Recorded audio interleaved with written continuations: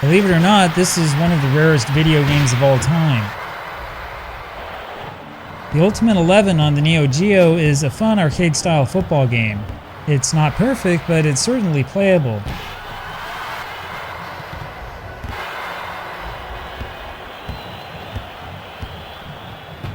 It's also got some really great cutscenes.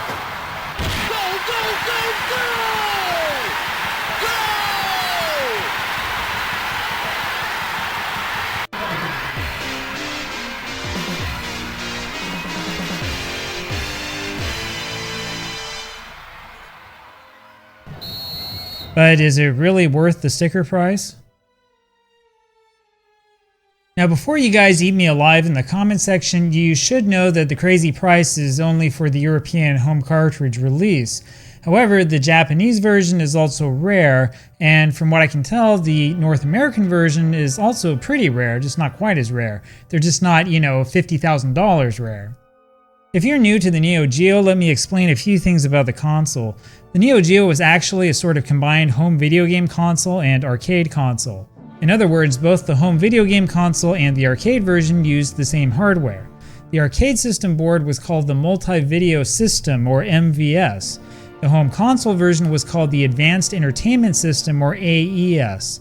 When the AES was first released in North America in early 1991, it cost a whopping $650 US. Individual cartridges cost $200 each, which is an unheard of price, even today. But what you were getting was literally an arcade game that you could play at home.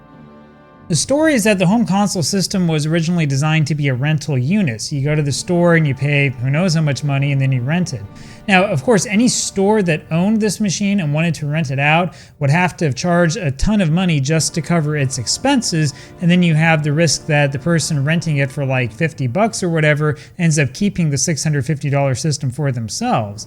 This is an idea that I really don't think SNK thought all the way through. Anyway, the idea behind the Neo Geo was originally to create an arcade system that would use different ROM cartridges to change games in and out.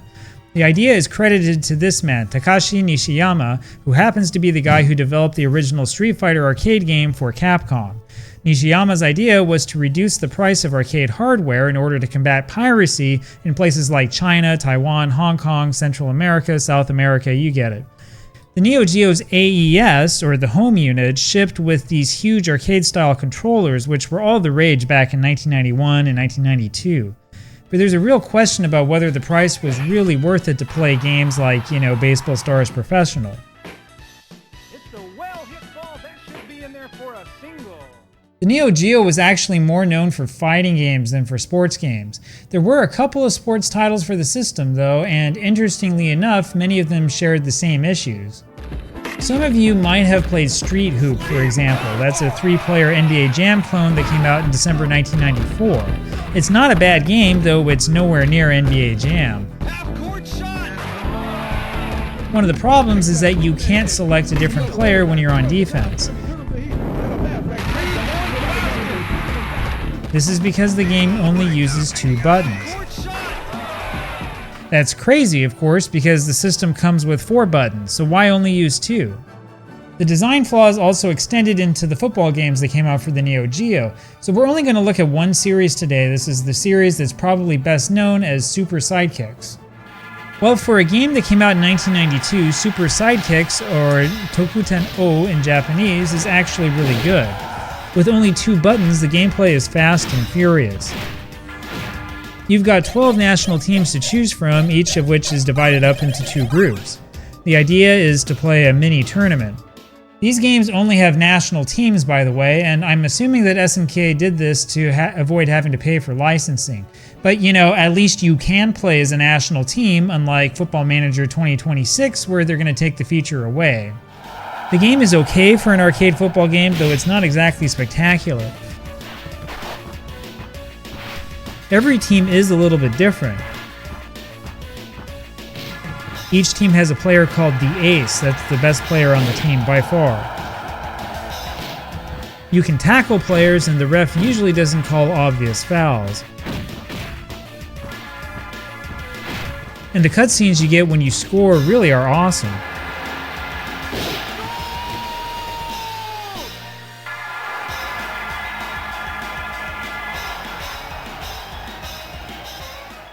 However, it's really difficult to play defense.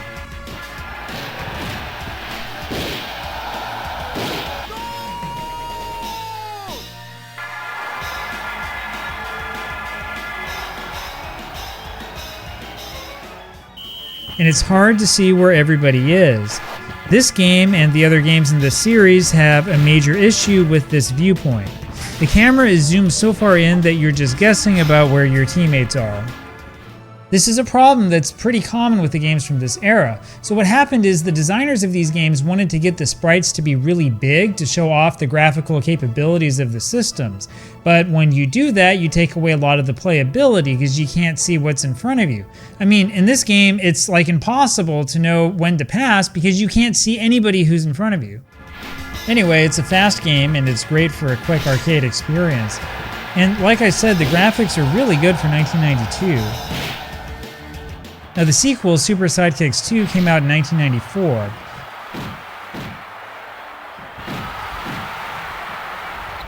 SNK did everybody a favor by adding in a third button, which changes players when you're on defense.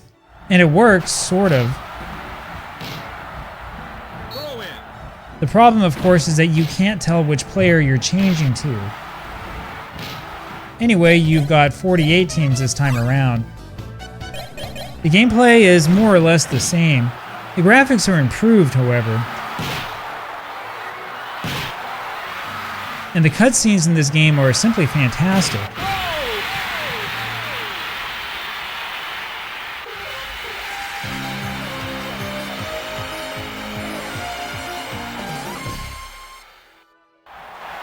It's worth playing this one just for the cutscenes, in my opinion.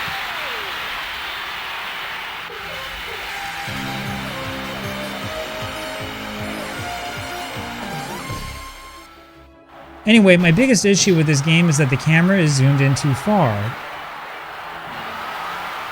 And playing defense is simply frustrating. And Super Sidekicks 2 must have been successful since they came out with a sequel to that one the next year. That's this game, Super Sidekicks 3.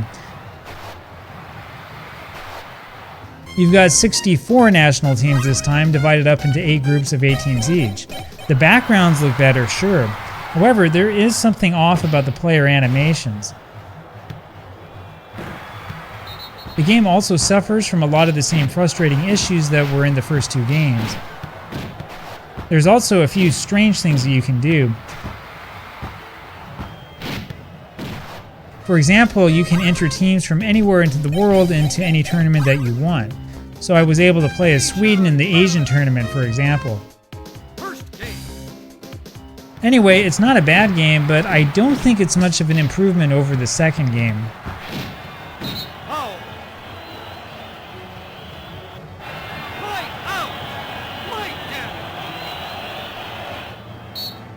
And that brings us to the Ultimate 11. This is the rare one, which technically is also known as Super Sidekicks 4.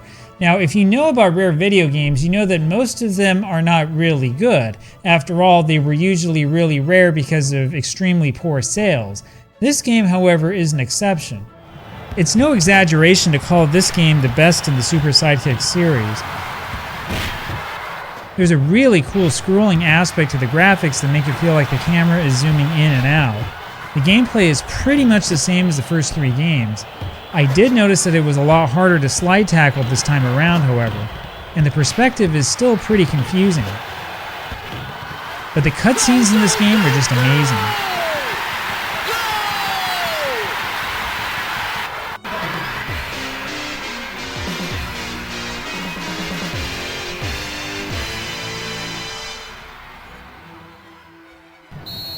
Even having somebody sent off with a red card is actually a fun experience.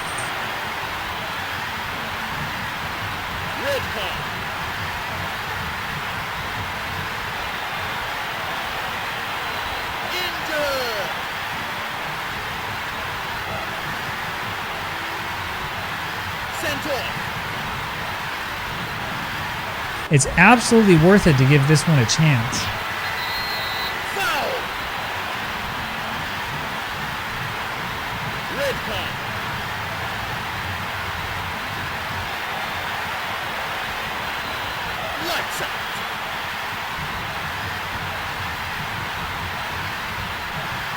Sent off. Penalty kick. But the real question is whether this game is worth the ridiculous amount of money that it goes for on the secondary market. Now the first thing you need to know is that almost all versions you'll actually find are bootlegs. You see, the MVS version of this game, the arcade version, is more common than the home console version. That's why it ends up selling for less. Now, when you see auctions like this one on eBay, be careful, even though it claims to be an AES or home console version. If you read closely, you'll notice that it is an MVS conversion. So basically, the conversion usually means that somebody took the ROM chips off the arcade version of the game and stuck them onto a Neo Geo card that was originally for a different game. That works, sure, but it's basically a way to bootleg an otherwise rare game. Now, I guess that's more honest than, reflashing the ROM chips with the pirated version of the game, but it still is a pretty questionable thing to do. Now, the irony is that Neo Geo cartridges had a different pin out to prevent arcade operators from buying the home console cartridges for cheaper and just using them in their arcade units. Or, in other words, back in the 1990s, the company was worried that the home console games were too inexpensive. These days, the rare cartridges are all home console cartridges, mostly games from Europe. And so, ironically, the cartridges that were once too cheap have become far too expensive. The real question, of course, is whether the Ultimate 11 is one of the best arcade games of all time. And frankly, I've got to say no. It's a really fun game, don't get me wrong. There's a ton to like here.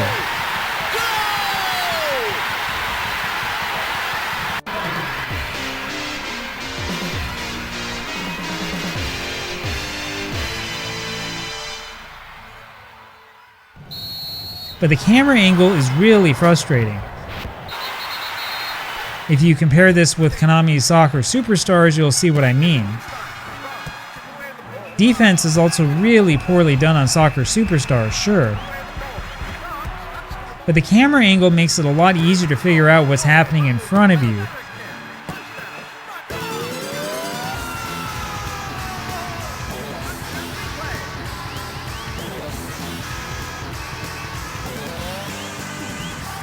You're always guessing with the Super Sidekicks series.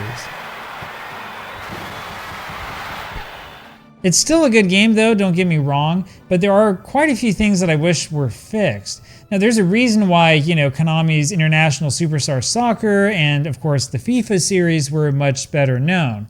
But, we'll talk about those games in another video.